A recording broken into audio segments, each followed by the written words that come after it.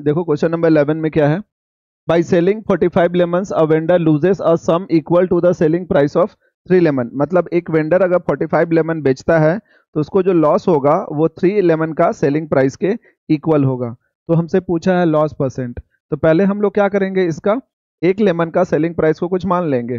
मान लेते हैं सेलिंग प्राइस ऑफ 1 लेमन भी 100। हालांकि लेमन का सेलिंग प्राइस एक लेमन का 100 रुपीज़ नहीं हो सकता है, प्रैक्टिकली पॉसिबल है नहीं।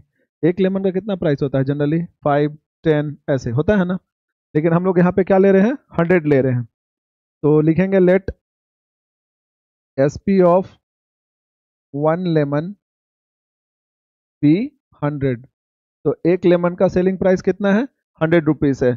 तो 45 लेमन का कितना हो जाएगा, therefore selling price of 45 lemon be 4500। ये हम लोगों का लेमन, ये क्या बोलते हैं, लोकल वाला लेमन नहीं है। लोकल लेमन जो होता है वो 5 रुपया 10 रुपया मिलता है ना।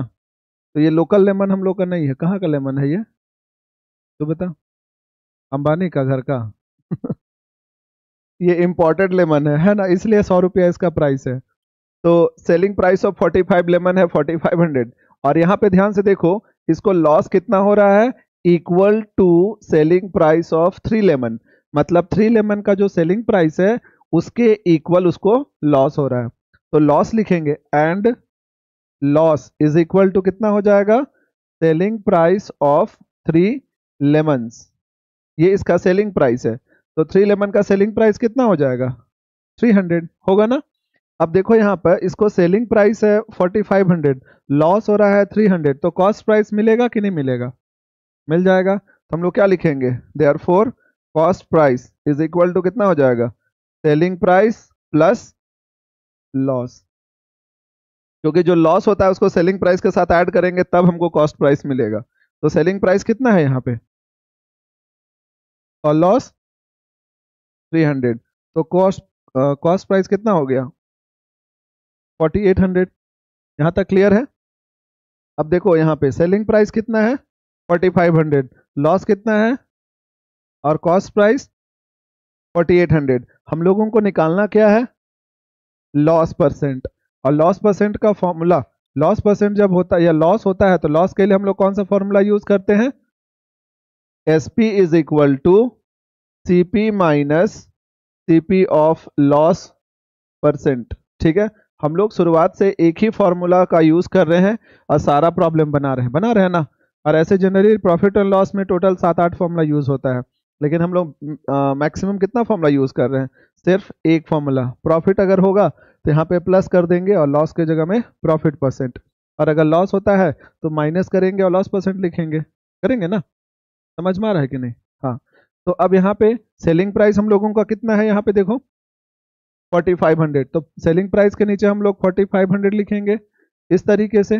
कॉस्ट प्राइस कितना लिखेंगे 4800 माइनस फिर cost price 4800 into loss percent हमको निकालना है, तो इसको मान लेते हैं x/100। कोई कंफ्यूजन, नो। अब देखो यहाँ पर एक कंफ्यूजन हो सकता है कि सेलिंग प्राइस के जगह में हम लोग 100 के जगह में 4500 क्यों लिखे हैं, हो सकता है ना कंफ्यूजन। लेकिन कंफ्यूजन नहीं होना चाहिए, क्यों, क्योंकि ये एक लेमन का सेलिंग प्राइस है और हमको टोटल लेमन बेचने में कितना लॉस हुआ ये निकालने बोला गया है ना। इसीलिए हम लोग सेलिंग प्राइस किसको लेंगे, टोटल को या एक को लेंगे, टोटल को लेंगे। अब इसको सॉल्व करते हैं। यहां से देखो दोनों जीरो कट रहा है ना, यहाँ पे 2 जीरो कट गया। अब आगे इसको सॉल्व करते हैं, कितना होगा 4500 इक्वल्स टू 4800 माइनस 48x। इसके बाद आगे वेरिएबल सेपरेबल मेथड यूज करेंगे, वेरिएबल को लेफ्ट साइड, कांस्टेंट को राइट साइड। तो यहाँ पर इंप्लाइज दैट 48x इधर आएगा माइनस, ये बन जाएगा प्लस 48x। और लास्ट में जो यहाँ पे है इसको एज इट इज उतारेंगे, ये इधर जाके minus 4500। Implies that 48x equal to कितना हो जाएगा 300। अब तो x equal to 300 divided by 48, इसको कैंसिल कर सकते हो, किससे कटेगा, 2 से काटो, 2 2 जा 2 4, 2 1 जा 2 5 जा 0, फिर 2 से 2 1 जा 2 2 जा 2 7 जा 2 5 जा फिर 3 से घटेगा, 3 4 जा, 3 2 जा 6, 3 5 जा 15, यानी इसका मतलब x कितना आया, x इक्वल टू 25/4%। अब इसको तुम लोग मिक्स फ्रैक्शन में भी चेंज कर सकते हो। क्लियर है, कोई कंफ्यूजन नहीं है पूरे क्वेश्चन में? हाँ बताओ कहाँ पे। मान लो कोई भी चीज़ अगर तुम खरीदे हो, ठीक है, अगर तुम उसको खरीदे हो 100 रुपया में, ठीक, उसको बेच रहे हो 90 रुपीज़ में, ठीक है, सेलिंग प्राइस कितना है तुम्हारा, 100 रुपया में खरीदे, हाँ 90 रुपीज़ तुम्हारा सेलिंग प्राइस है, लॉस कितना हो रहा है, 10 रुपीज़। तो हम पूछेंगे कितना में खरीदा था, तो कैसे निकालोगे, 90 में 10 और सब्ट्रैक्ट करोगे, तब तो 80 रुपीज़ हो जाएगा। तो तुम खरीदा कितना में था, 100, तो 100 कैसे मिलेगा, अब समझ में आ गया कि प्लस करते हैं कि माइनस करते हैं।